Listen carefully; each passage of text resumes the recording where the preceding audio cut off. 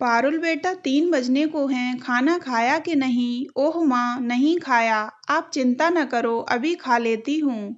ठीक है, 15 मिनट में फिर फोन करती हूँ। सब काम छोड़कर पहले खाना खा ले। कहने को तो निर्मला जी पारुल की सास हैं, पर शादी के बाद उसकी हर इच्छा का ध्यान रखते हुए भरपूर प्यार दिया, हर जरूरत का ख्याल रखा। पारुल फटाफट टिफिन खोल खाना खाने बैठी ताकि माँ को तसल्ली हो जाए। खा पीकर 10-15 मिनट आराम करने की सोचकर किसी को कमरे में न आने के लिए चपरासी को बोल दिया। आंख बंद कर बैठी ही थी कि 1 साल पुरानी यादों ने आ घेरा। उसकी और साहिल की जोड़ी को जो कोई देखता यही कहता, एक दूसरे के लिए ही बने हैं। परस्पर इतना आपसी प्रेम कि शादी के 24 साल बाद भी एक साथ घूमते फिरते। यही कोशिश रहती, हर क्षण साथ ही रहें, पल भर को भी अलग ना होना पड़े। बेहद प्यार करने वाले 2 बेटे, अंकुर व नवांकुर। कहने का मतलब हंसता मुस्कुराता सुखी परिवार था, किंतु विधाता के मन की कोई नहीं जानता। पिछले साल नए साल की पार्टी का जश्न मना खुशी खुशी सोए, रात को अचानक साहिल की छाती में तेज दर्द उठा। जब तक पारुल या घर वाले कुछ समझ हॉस्पिटल पहुंचाते, तब तक साहिल का साथ छूट चुका था। पारुल की दुनिया वीरान हो चुकी थी। सुबह से ही लोगों का आना जाना शुरू हो गया। साहिल थे ही इतने मिलनसार, जिंदा दिल कि कोई विश्वास नहीं कर पा रहा था कि वो अब नहीं हैं, अनंत यात्रा के लिए निकल चुके हैं।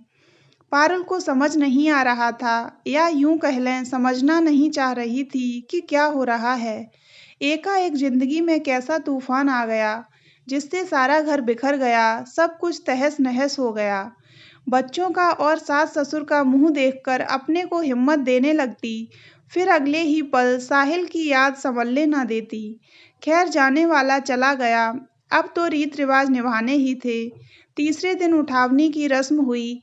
विधि विधान से सब होने के बाद निर्मला जी पारुल की तरफ देखकर बोली, जल्दी से अच्छी सी साड़ी पहनकर तैयार हो जा, आज ऑफिस खोलने जाना है। पारुल क्या किसी को भी समझ नहीं आया कि निर्मला जी कह क्या रही हैं।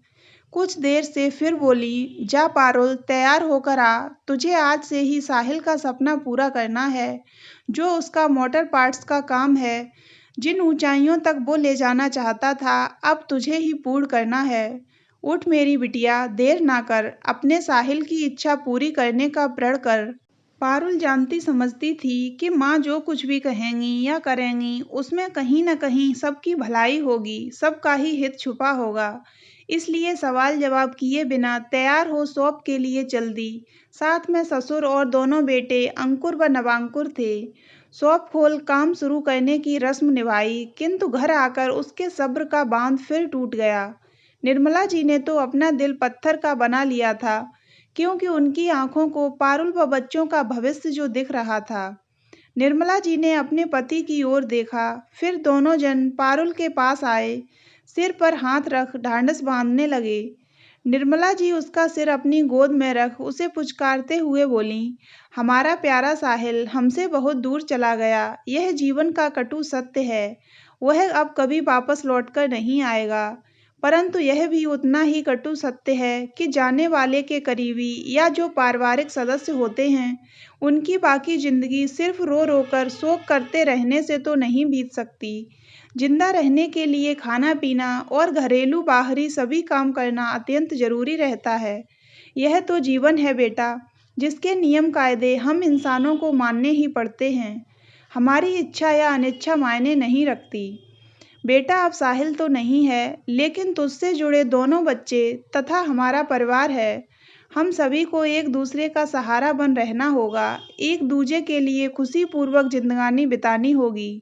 सबसे अहम बात, जीने के लिए आत्मनिर्भर होना पड़ेगा। बेटा पारुल, जो भी तुझे समझा अथवा कह रही हूँ, वो हमेशा अपनी माँ की सीख मान याद रखना। अब से मैं तेरी सासू माँ नहीं, माँ हूँ। साहिल को गए अभी 3 दिन हुए हैं।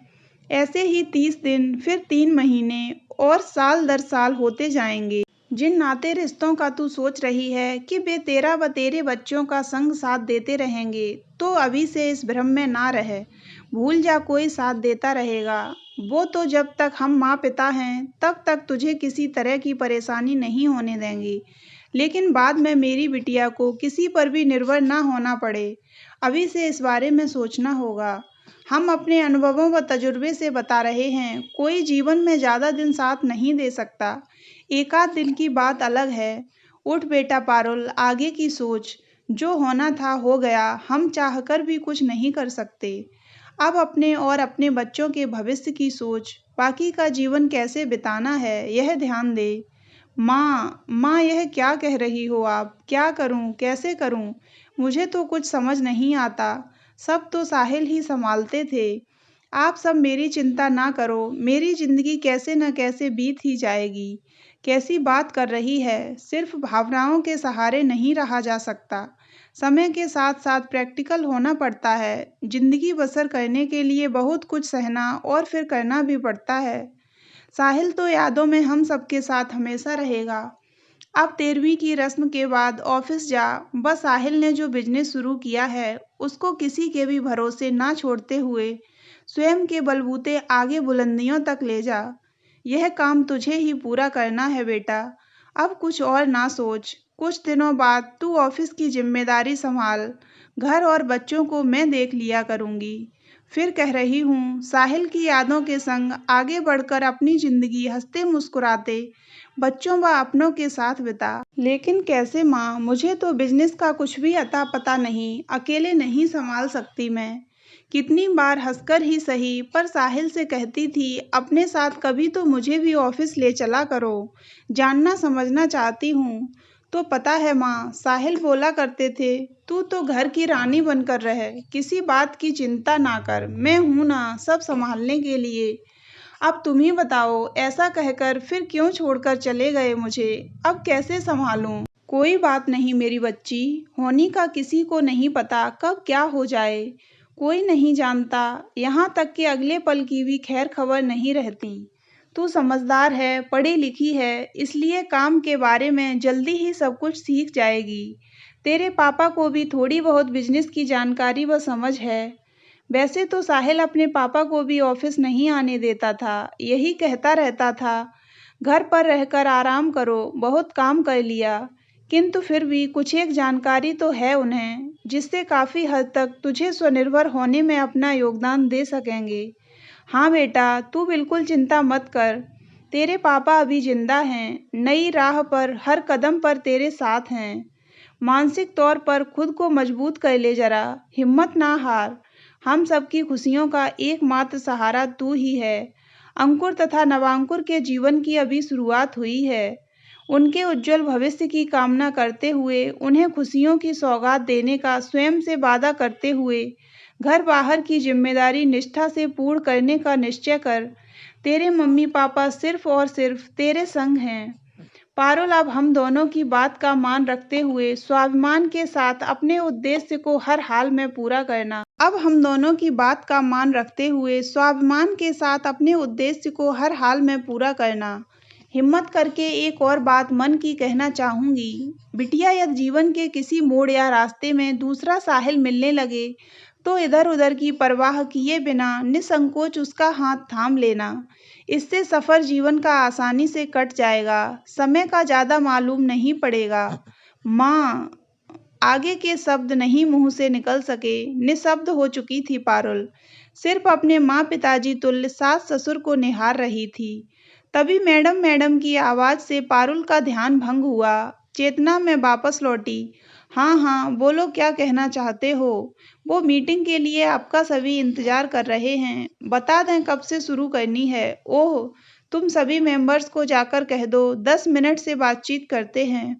पारुल उठी, एक गिलास पानी पिया और अपनी सासू माँ यानी अपनी माँ को मन ही मन हाथ जोड़ तहे दिल से धन्यवाद दिया, क्योंकि उन्हीं के स्नेहपूर्ण मार्गदर्शन से प्रेरित हो कुछ ही समय में आत्मनिर्भर बन अपना आत्मसम्मान, अपनी खुद की पहचान बनाने में कामयाब हो सकी थी। तो दोस्तों, अगर आपको ये कहानी अच्छी लगी हो तो वीडियो को लाइक और चैनल को सब्सक्राइब अवश्य करें।